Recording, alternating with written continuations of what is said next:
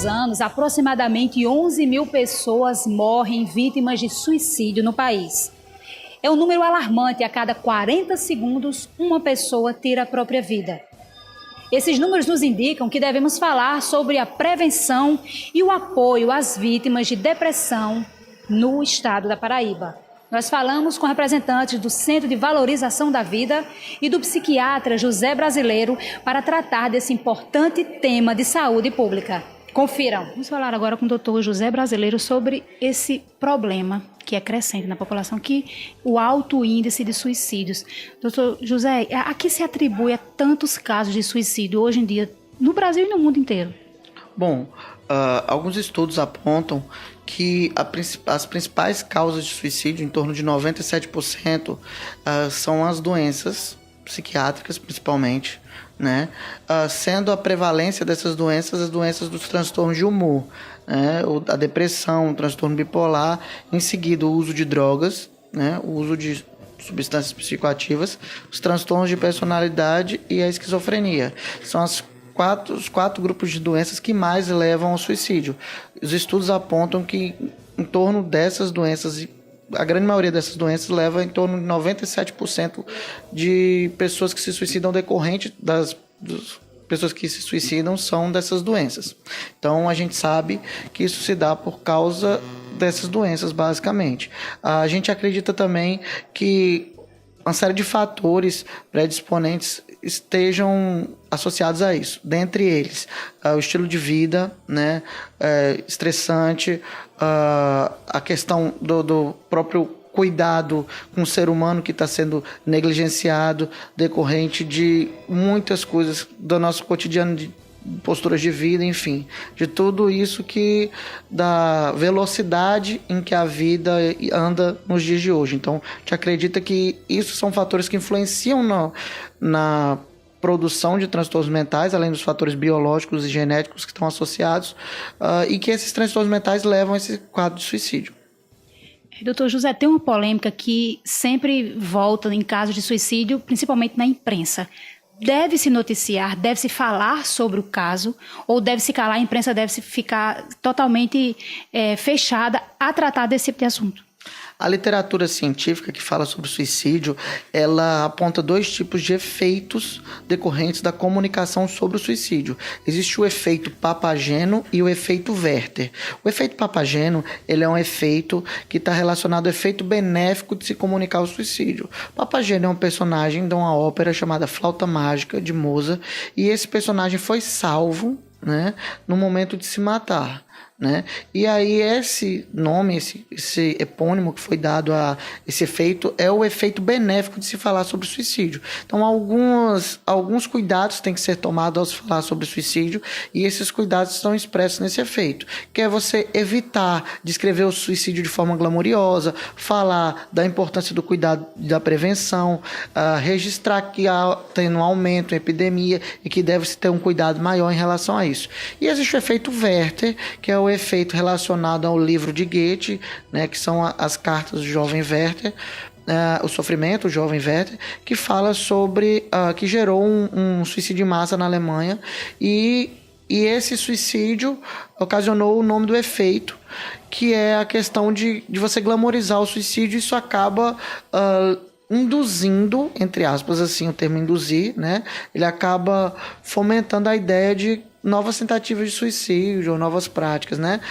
Por exemplo, um estudo da JAMA, que é o Jornal Americano de Psiquiatria, ele apontou que depois do lançamento da primeira temporada do seriado 13 Reasons Why, houve um aumento na compra de objetos para a tentativa de suicídio nos Estados Unidos, né? Isso aponta o quão arriscado é você comunicar algo e glamorizar isso nesse aspecto. Então, de que maneira a imprensa poderia tratar de maneira positiva a ajudar nesses casos de suicídio?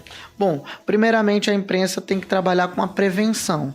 Então, colocar a importância de que existem profissionais que estão aí para cuidar dessas pessoas, prevenir, colocar os dados estatísticos, porque as pessoas não levam em consideração o suicídio, porque a maioria dos casos de suicídio são subnotificados. Então, quando você começa a falar sobre o assunto, você alerta a população da necessidade de um cuidado que tem que haver. Então, o suicídio, ele acaba sendo... tendo que ser comunicado de uma forma, no aspecto preventivo, de cuidado, e não no aspecto de glamour, né? Você não pode glamorizar o ato do suicídio, né? Ou a coisa da honra, que aquilo propriamente pode disseminar. Então a ideia é você colocar que é uma epidemia, que está aumentando, uma epidemia silenciosa que está aumentando e que é necessário de cuidados e dispor de cuidados. Olha, a gente tem essa situação, por exemplo, quando você vai falar sobre câncer de mama, você fala, câncer de mama mata tantos % da população de mulheres. Então, previna-se. Isso tem uma repercussão, ao ponto que as mulheres começam a buscar prevenção. Quando você fala do suicídio, você fala, olha, suicídio mata tantos % de pessoas do mundo. A cada 40 segundos, uma pessoa se suicida no mundo. Isso é um dado, e esse dado tem que ser divulgado, porque isso faz com que as autoridades e a população busquem ajuda. E você colocar, olha, você tem formas de prevenir essa situação. Você não está glamorizando, mas está informando que as pessoas precisam buscar ajuda. Porque muitas vezes as pessoas não sabem nem a quem buscar ajuda. E a ideia da imprensa é justamente essa. É você poder ter essa repercussão social, essa comunicação que vai ter uma importância social. Agora vamos encerrar com os sinais de alerta. Para quem tem alguém que está triste em casa, ou muitas vezes nós, até dentro de casa, a gente não consegue enxergar quais são os sinais de alerta para a gente procurar ajuda. Bom, o suicídio, ele apresenta sempre sinais de alerta. A pessoa que vai se suicidar, na grande maioria das vezes, ele avisa que irá suicidar. Como? Primeiro, através de ideações, ele começa a expressar que a vida não vale mais a pena, que poderia, se ele morresse seria bem melhor, se ele desaparecesse seria bem melhor, que ninguém se preocuparia com ele. Então, esses sinais de que a vida do indivíduo não teria importância são relevantes. Planejamentos, então a pessoa que começa a escrever cartas, começa a pensar como praticá-los, são sinais de alerta. E até tentativas prévias, né? Cada vez que uma pessoa tenta suicídio, a chance dele obter êxito aumenta. Então é importante ter esses cuidados. Então esses são sinais de alertas importantes. Ter um cuidado adequado com a questão das doenças mentais. Como as doenças mentais são prevalentemente a maior causa de suicídio, então você tem que ter um cuidado nas doenças mentais. Então, quando a pessoa tem uma depressão, buscar o tratamento, não esperar que as coisas evoluam para um quadro pior, que seria o suicídio. Uma ansiedade, uma depressão, porque a ansiedade pode se tornar uma depressão, a depressão pode evoluir de uma forma negativa e desencadear o suicídio. Outros transtornos, como transtorno bipolar, transtornos de personalidade, uso e abuso de substâncias, né? São questões que a gente às vezes não acredita que seja um fator de suicidabilidade, mas o é. Então tem que se ter cuidado. Então esses são fatores importantes que devem ser considerados. Então vamos chamar também para que a população procure ajuda, que nós temos vários canais. Eu queria que o senhor encerrasse com essa palavra de alento para essas pessoas. Bom, para aquelas pessoas que estão se sentindo angustiadas, que não estão se sentindo bem, procurem um médico psiquiatra, um psicólogo, um profissional da área de saúde que possa cuidar dessas pessoas. Hoje nós temos o CVV, que é o Centro de Valorização da Vida, tem uma parceria com o Ministério da Saúde através do número 188, onde a pessoa pode ligar e pode buscar, pelo menos, tentar aliviar aquela angústia naquele momento. Porque quando você fala com alguém, em algum momento, só o fato de você falar já melhora algum sinal. Mas é importante que a pessoa busque tratamento adequado por profissionais bem informados, médicos, psiquiatras, psicólogos, pessoas que tenham conhecimento técnico na área. Isso é o que é importante, né? Se você busca atendimento de qualidade e técnico, você tem uma melhor resolução desses problemas, né? Visto que a depressão é uma doença que, na sua grande maioria das vezes, tem cura. Algumas doenças psiquiátricas você consegue estabilizar e evitar o quadro de suicidabilidade, né? De tentativa de suicídio. A melhor forma de prevenir seria essa. Muito obrigada, doutor Gilberto. Não, por isso, obrigado a vocês do Polêmica Paraíba pelo espaço. Vamos falar agora com André Fagundes, que trabalha aqui no Centro de Valorização da Vida, para conhecer um pouco sobre esse importante trabalho que é realizado em todo o Brasil e no mundo inteiro também, não é isso, André? Perfeitamente, Helena. Para a gente é uma satisfação, né, vocês estarem abrindo esse espaço para a gente falar um pouco mais do que é o CVV, né?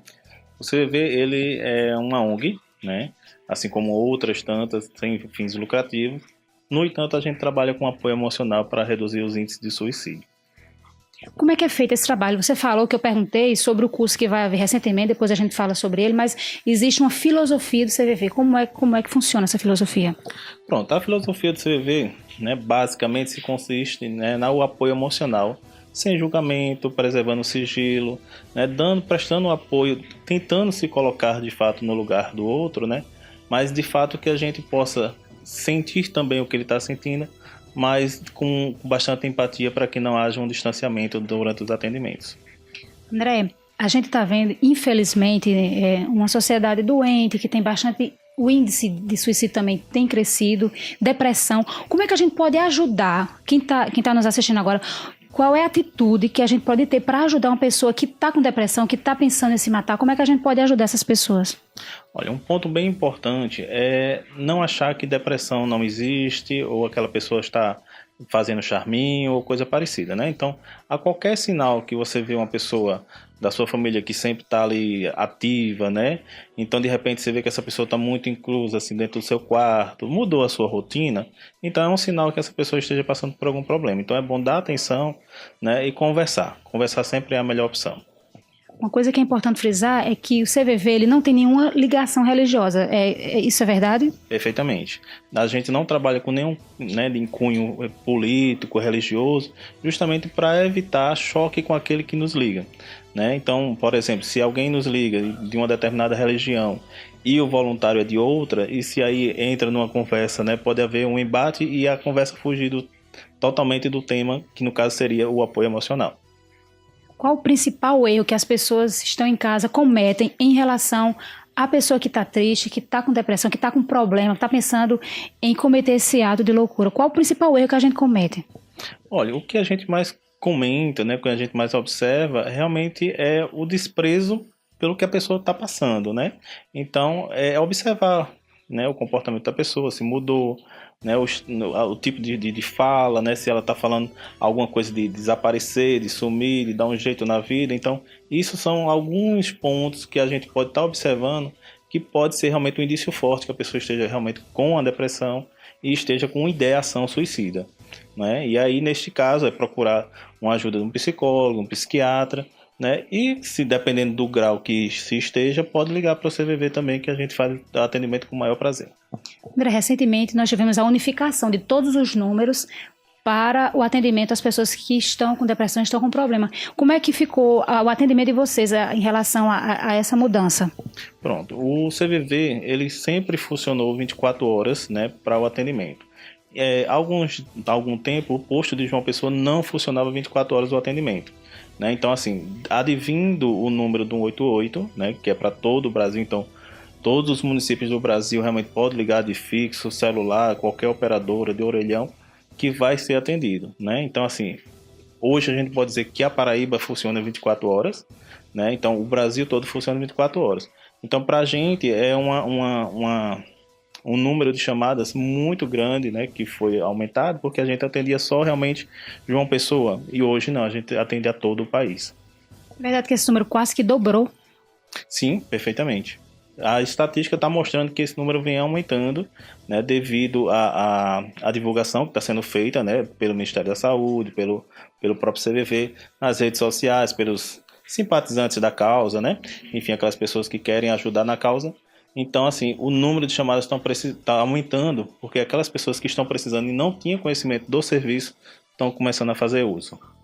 André, agora para as pessoas que estão em casa, estão querendo ser voluntários e ajudar aqui nesse importante trabalho, como é que elas podem fazer? Pronto, eles podem estar se inscrevendo através do nosso e-mail, que é joaopessoa@cvv.org.br, ou ligando através do celular, que é 98807-1413, e nesse mesmo celular ele chama através do WhatsApp.